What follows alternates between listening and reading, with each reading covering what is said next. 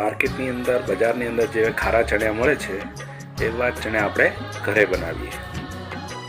સૌથી પહેલાં મીઠું લેવાનું, તવીમાં નાખીને ગરમ કરવાનું, ચણાને પાણી અને હળદર મીઠાવાળા કરીને તવામાં નાખવું, ત્યારબાદ હલાવતા રહેવું।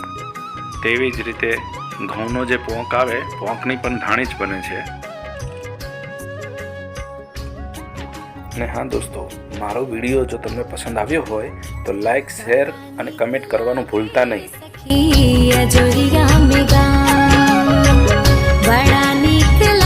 જરૂર દોસ્તો, આવા માર્કેટ જેવા ચણા તમે પણ ઘરે ટ્રાય કરજો અને ઘરે જ બનાવજો, અને ખાવામાં પણ સ્વાદિષ્ટ હોય છે